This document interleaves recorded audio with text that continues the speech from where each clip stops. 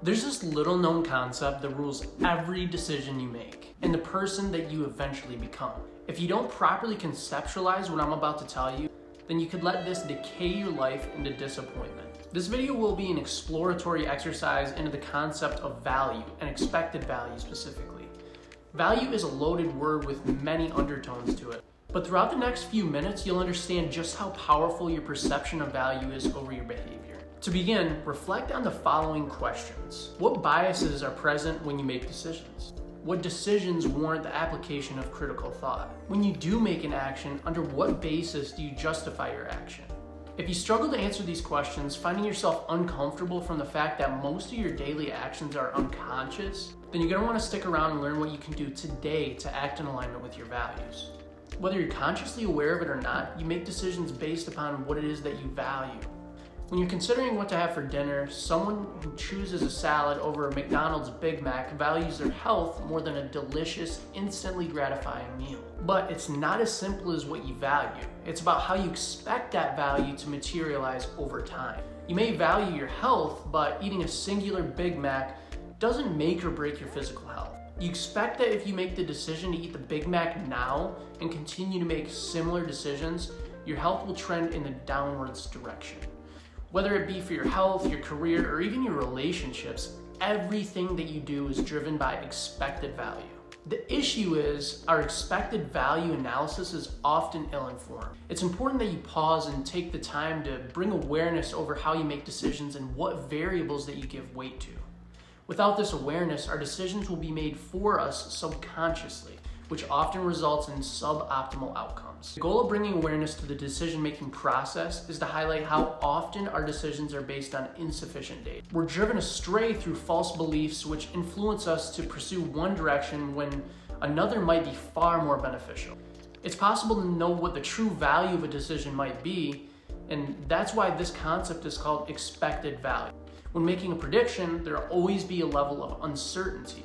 Your objective is to improve your confidence interval and make the best decision that you can with the information at your disposal. If you're still not convinced that expected value rules your life, let's cover a brief history lesson. Throughout all of human history, our ancestors had to predict what action would give them the greatest likelihood of survival. Through thousands of years of struggle, expected value analysis has encoded our DNA. They had to constantly estimate if the potential benefits from the resources that they were in pursuit of justified how much cost it would have to receive those benefits. Back in the day, they risked their lives to find the next meal, and if they made an ill-informed decision, it could mean the difference between life and death for their family. Today, the stakes are a lot lower, but it's still your life, so you choose how seriously that you actually want to take it. Before humans had developed language, they're performing these expected value analyses. Although they may not have been able to describe their thought process fully, the ancestors who were successful definitely abided by the value equation. The crucial equation that drives expected value is the simple balance between how good of an outcome you could retrieve compared to how much you could have to sacrifice to retrieve it. The key word here is could. We don't know for certain if we'll be rewarded for our efforts, and therefore we're always making a hypothesis. As we've discussed, our perception of something's value is not always reflected perfectly in reality. As we learn more about the world that we exist in, we strive to become better predictors of expected value. Some concepts are difficult to derive accurate insights from, so difficult that we pay experts to provide us their opinion. Think about the profession of financial investing. Their entire career is based upon giving you an educated opinion on the expected value of one fund over another. There are plenty of other examples out there of expected value at play. When you vote in the presidential election, you're voting with the expectation that one candidate will provide more value to the country than the other. When you choose a career, you're evaluating what job will provide you the most income and fulfillment as possible, as opposed to its difficulty and reduction in autonomy. Even decisions as simple as what movie to watch on Netflix is driven by the amount of entertainment that you could derive.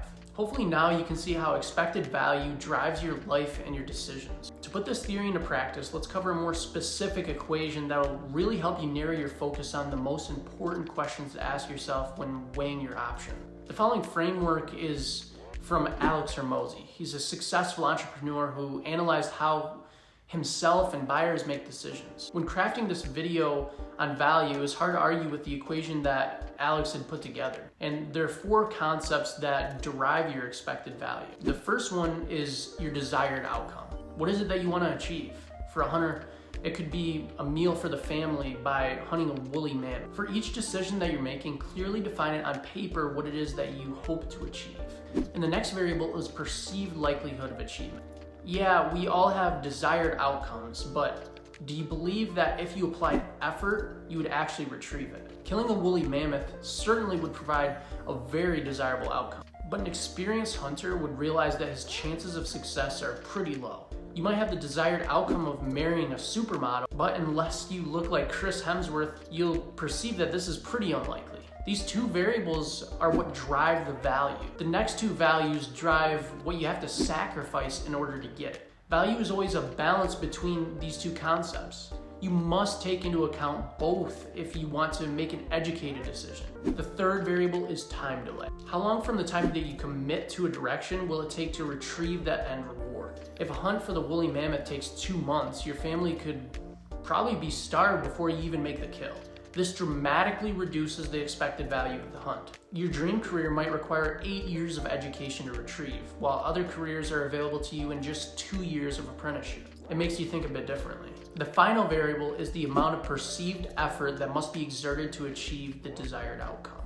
This one is where so many people go wrong. We overestimate how difficult something will be to retrieve and never take the steps towards our desired outcomes. We may value something very highly, but not expect that we have what it takes to follow through with it and therefore have a low total expected value. With the knowledge of this equation, let's reflect on each variable and consider what your bottlenecks are on success. Are your desired outcomes big enough? Do you lack the belief in your abilities to achieve your desired outcomes? Are you accurately predicting how long it'll take to achieve your goal? Is your expectation of effort and sacrifice realistic? For myself, I've realized that most of my decisions are driven by faulty data. I have limiting beliefs and false assumptions that drive me into what I feel like is a safer bet. By structuring your thoughts into a framework such as this one, you can become more aware of your own psyche. That's why I named it and spelled it the way that I did, to help use science to understand the psyche. By taking the time to write out on paper what your perception of value is, you can begin to understand what the limiting factor is. Talking through an important decision with a friend is also a great way to bring forward your true thoughts about the matter as well. Through this exercise, it's inevitable that you come to the conclusion that at least some of your daily actions are driven by a broken expected value equation. Take a look at some of the most prominent addictions. When someone's addicted to cigarettes, alcohol, or even food, they've convinced themselves that they'll get more value from a substance than they truly will. In most cases, these addictions take more than they give, leading to a life full of needless suffering. Addictions are perpetuated through faulty programming in our brains, which can only be overcome with conscious, critical thought. By being honest with yourself regarding what stimuli add or take away net value from your life, you can begin to make progress towards a more healthy and free existence. A less serious addiction, but one that is certainly prominent in the modern day, is social media. I remember a few years ago my irrational addiction to the platform Twitter. I would justify my consumption of the platform as me staying up to date on what others were up to, or for topics that I cared about, such as sports. Over time, I realized that when I turned off the app, I was filled with negative emotion from the stupid comments people were making. I expected the app to provide me pleasure when in reality it was delivering pain. Only through self-awareness can you remedy a problem like this one. We get caught in a conditioned feedback loop where we continue to act counterintuitively because of a false assumption that we had previously made. We often too suffer from a gambler's fallacy where we want to see something that we committed to ride out instead of just cutting our losses. These mindsets are corrosive and lead to more suffering for yourself and those around you. Through self-experimentation and unbiased observation, you can achieve a better balance in your own life, ultimately shifting what it is that you value and how that value assumption drives your behavior. It's impossible in your current state to make all of the right decisions. Otherwise, you would have already solved all your problems and you wouldn't be watching this video. Recognize that you're in the position that you are because of the accumulation of your past actions and experiences, and that you do have the power to improve your condition by experimenting with new actions. These new actions must be educated through a reflection on expected values, which was clearly outlined earlier. I hope that now you can structure your thoughts into this value equation and begin making more educated decisions on the trajectory of your life. If this helped, let me know in the comments and make sure to like and subscribe. Thanks for watching.